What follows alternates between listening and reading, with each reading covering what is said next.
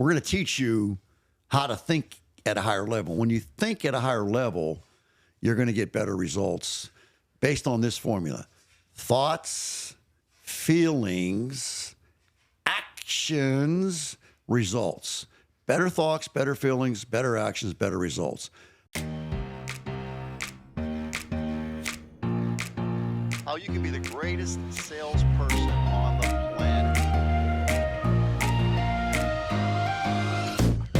Welcome to the Rethink Sales Show. My name is Derek Kelly. I am joined by Jim Shorkey. And Jim, I wanted to have a conversation today about psychology in sales. What is the role of psychology in sales? What psychology strategies do salespeople use as top salespeople? And how are they connected? Do they relate? How do they relate? And how can sales folks use psychology well to build deep relationships with their customers and build trust? So let's jump in, I guess, one question at a time. Do you see a connection between psychology and sales? First of all, let's be clear. I am an old, worn-out car salesman. I'm not a psychiatrist. I'm not a psychologist. I'm none of that. All I do is sell cars. So the first question I have for you is define what you mean by psychology. Yeah. I have an idea how I would like to approach it, but maybe I'm wrong. What do you mean by psychology? Explain psychology to me, please. Yes. So understanding how the human mind works, understanding the way people think. Sociology is more understanding groups of people, right? So psychology is more understanding the individual, how the individual thinks, how the individual interact, how different individuals work. Okay. So my thought when you first said psychology, my thought was thinking. Mm-hmm. Psychology for me would be about thinking. Mm-hmm. And how do I think? And so my answer to your question is, first of all, is getting the proper amount of sleep.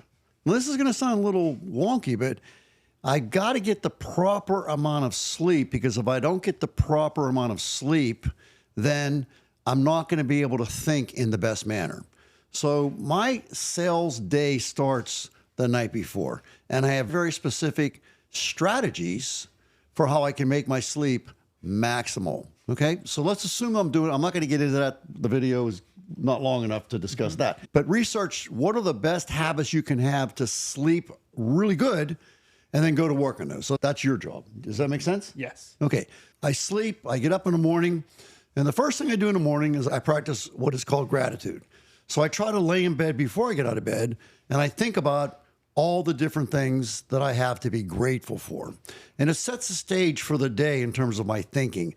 I'm grateful. And if I get the gratitude going in a proper direction, then I'll just go into the dealership and say, wow, look at this beautiful car. I'm so grateful for this car. Or I've got this great customer. I'm so grateful for this car. It's a thought process. Being grateful is a really cool idea that I work very hard on. So I do my gratitude in bed, get out of bed.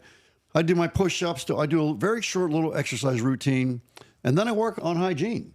And I do, this is, again, going to sound crazy, but this is just Jim Shorkey, goofy guy talking. I do my hygiene, which is flossing my teeth, brushing my teeth. I have a water pick. I do all that. And then, surprisingly, I take a cold shower. I always take a cold shower. And the cold shower is very good for a lot of reasons. Not going to get into that. But I can tell you one thing, it wakes me up. And I hoot and holler in that cold shower because it's cold. I put it on the coldest possible setting I can. And this morning I was in the cold shower. And it felt like maybe it could have been a little colder. I can sense that. So I just reached over and turned it a little bit lower, and it got colder. And it was cold.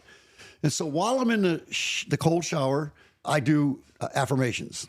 And I did 2 different affirmations this morning. The other thing within that affirmation that I think about, all that is possible for anyone. So has anybody ever done what I want to do? I want to sell 20 cars this month, or I want to sell 3 cars today, whatever the case may be.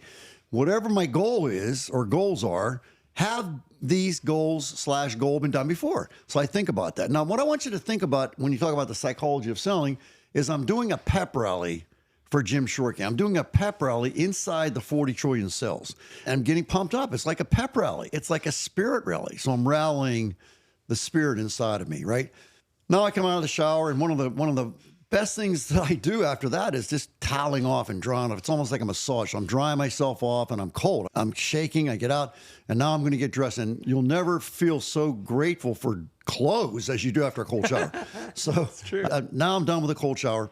and I'm dry, I'm getting dressed. When I go to work, I'm gonna put the heated seat on. I don't care if it's 90 degrees out. I'm turning that heated seat on because it feels good against that cold shower body. And so I'm going to work. I will probably listen to something like a Jim Rohn or a Napoleon Hill or a Zig Ziglar, something to pump me up. I want to be pumped. And then I go to work. And when I get to work, I want to be as enthusiastic and as energetic as I can. Now, for me, I didn't sell cars. I stopped selling cars in 1979.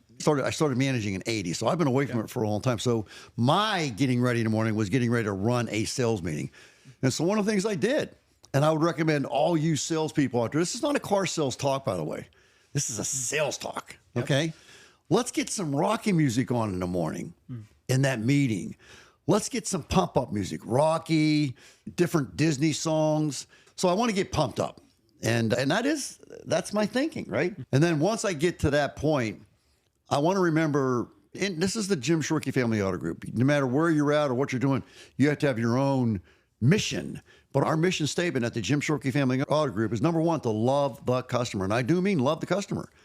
Hug them, kiss them, figuratively speaking, of course, but we want to love on our customers, because if we don't love our customers, then we're not going to have any customers. So I want to focus on that idea. Before I walk out the door to say, hi, how are you? Love the customer.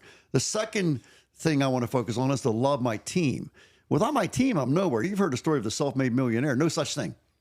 No such thing. It takes customers, it takes teammates, it takes mentors, it takes books and readings and classes and school. Can you give your teachers in school credit for your success today? Absolutely. They gave you some great ideas. So there's no such thing as a self-made millionaire. Number one, love my customers. Number two, love my team. Because if I don't love my team properly, now again, love them means hug them, kiss them, figuratively speaking again. But I want to love on my team. I want to appreciate my team. I want to be grateful to my team. Remember the attitude of gratitude I started off with this morning. I want to acknowledge them. I want to be there for them. I want to be present. These things all get into my mind because I set my day up properly with laying in bed this morning and being grateful. I did that this morning, by the way. I do it every morning. If I don't love my team properly, my team will not hang around. I won't have anybody to help me love the customer. So it starts to implode from there. And then when you do, again, these are focal points. When you love the customer really well, which I'm going to do today, and I love you guys. I want to focus really hard on you today. I'm really trying to focus on looking at this little white square here that the guys put up for me so that I can make sure that I'm connecting with you with my eyeballs, right? I care about you. I want to help you. So I want to love on you today. And I want to love on Derek, and I want to love on Luke, who's behind the cameras here. I want to love on these guys, because without them, if you think I'm going to do this by myself, I can't. I'll be tripping over wires. I don't know what the heck I'm doing. So I need my team. Yep. Now, if we love the customer really well and we love the team really well, we get to be crazy successful. And the number one enemy of any successful enterprise is arrogance. Arrogance tears it up, rips it up, throws it away, and you start to go down from there. So I know that because I did that. I got arrogant. So the third focal point that I have today is to keep it very humble. Keep it very humble. And once I get that locked in, that I'm focusing on those three things, and I would actually have it written down on a piece of paper and look at it. Now, I have it in my memory, you can obviously tell, but I would still keep it in front of me. I get to, not I have to, change that. I get to go talk to a customer today.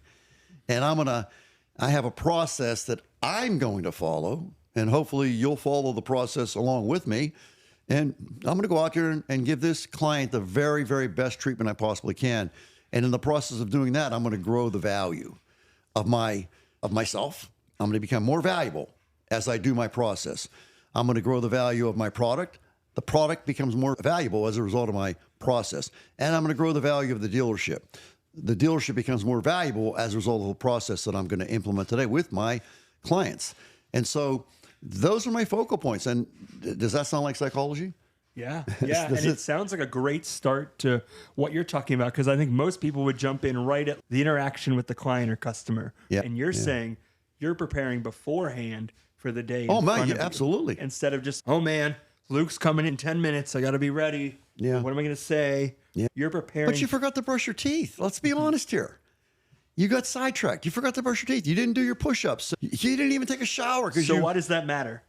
Well, if you have bad breath, that's going to turn somebody off. It's called, I believe in the law of personal attraction. The more attractive I can make Jim Shorkey, the odds of me selling something go up. But The converse of that is the less attractive I am, the odds of me selling something go down. I'm a mathematical guy. I believe in math. I was talking to a good friend the other day, and we were getting ready to have a meeting. He said, how long is this going to take? I said, probably about 45 minutes to an hour. He says, great. He said, that way I get to have dinner with my wife. I said, oh, that's a wonderful thing. I said, do you know that's a mathematical situation? And he never really did comment back, but spending time with your wife is a mathematical situation.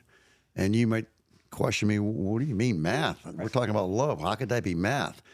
I always talk about probability. So my wife, Amy, your wife, Laura, okay, as we sit here today and we talk about goals, do you want to have a good relationship with your wife? 100% without question, absolutely. Do you want to have a better relationship with your wife than where it is right now? I was just talking to Luke in the car about this, man. Can you move in an inch? There are always ways I want to improve. Yes. Can you move in an inch? Absolutely. Okay, so if we focus on spending more quality time with our significant other or our friend, whoever it is we want to have a relationship with, if we focus on spending more quality time with that person, does it now become a mathematical situation? The chances of us having a good relationship go up versus the chances, like for example, I see this in restaurants all the time. You'll see two people, it doesn't matter gender. They're out, they're having a meal, and the one person's on the cell phone. Was that going to make the relationship better or worse? See, we're talking math here. What's going to make it worse? I guarantee it. I just talked to my sister on the phone before this all started. You saw it. You witnessed it. I saw her calling, and I'm always concerned when my sister calls us like, okay, what's going on here? Turns out it was just an innocent phone call. We had our conversation, but then I told her, I said, I got to get off because I'm starting the podcast. But that's what I'm saying. The phone calls that you get when you're in a restaurant with somebody you really care about, in my opinion, take it for whatever you want to take it. In my opinion, where should your cell phone be when you're in the restaurant with somebody that's really important to you? Where should it be? In the car. In the car. Leave it in the car. There's probably not anything that's that urgent that you have to have it in your hand at all times. And I heard this from somebody one time. I forget, it was like a podcast type thing I was watching. They said, when you walk into a relationship and you have your cell phone in your hand, what you're saying to that person is, I don't care about you. Now, I don't know if that's 100% valid, but I think there's an element of truth to that. If I walk in here, like we're talking right now, and I'm trying to pay attention to that little white square there, which is my client, we're trying to rethink sales, but I'm doing this. In the sales conversation, you had a couple good points. You talked about the value of creating team culture, which could be absolutely. its own video in and of itself. No question. And then you also talked about the importance of being really present in the sales No conversation. question. But at the end of the day, failing to plan is planning. Finish it for me. Planning to fail. Does it sound like I have a plan? Yes. All right. So go one layer deeper. Now somebody's in the dealership. You're sitting down. You're having a conversation. So you did all that prep.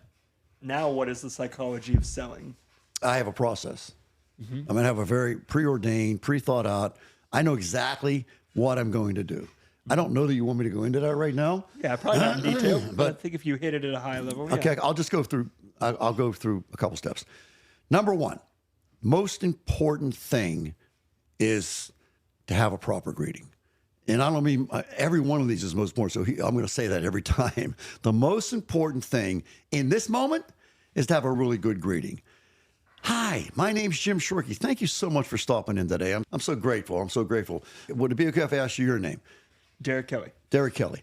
Derek, I got to tell you, I'm really challenged. Thanks for that. I'm challenged with remembering names. I am. So permission to write down your name. Absolutely. And here's my business card. That way. Oh, thanks. Jim Shorkey. Nice to meet you. You got it. Okay. So is it D-E-R? Yeah, E-K. D-K and then K? K-E-L-L-Y. Because it could be K-E-L-L-E-Y, right? So I got it written down. And then my next step, and I'm going to close off here. So the most important step is a proper greeting. And now the most important step is writing it down. And now the most important step. In other words, the next step is always the most important step. Does that make sense? Yeah, it does. That sounds wordy, but it's true. Right. They're all important is the point.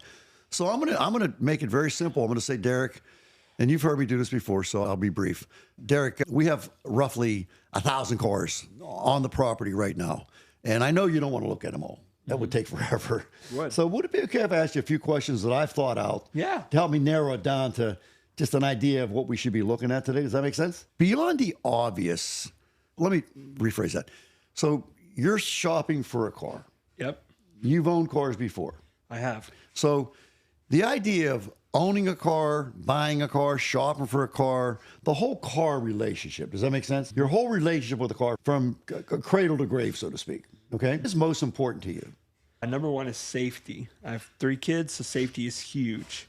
I would say Safety, okay. Would it be okay if I wrote this down? I want to capture your... Yeah. Okay. So safety is most important to you. number 2, I think for me is, so there's like the safety aspects of like crash testing and all of that, but there's also the safety aspect of a backup camera, some of those other more features that aren't like crash test safety, get in an accident, but more like assistability features. Let me clarify. Okay, so safety is obviously you're in an accident. But it sounds like what you're saying for the second, there's 2 safeties. Safety, you're in an accident. Right. Now what happens? Yep. The second one is safety, you're avoiding an accident. That's right. That's right. Okay, so can I capture that in Yeah, right yeah. here?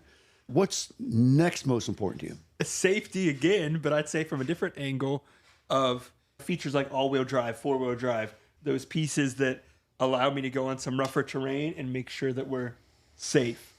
Would you say, just asking questions, would you say all-wheel drive is an essential? Yeah, yeah. Okay, so I'll put a star next to that. Okay, and what is next most important to you? I would say after that, drivability, right? The ability to make tight turns, comfortable ride, smooth driving, those types of pieces. So drivability, tight turns, just the way the vehicle handles, basically. Handling.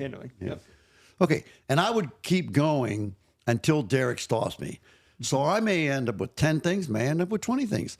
And the neat thing about this process, and we're done talking about the process, but you can see I have a plan, and it's well rehearsed. I know the plan.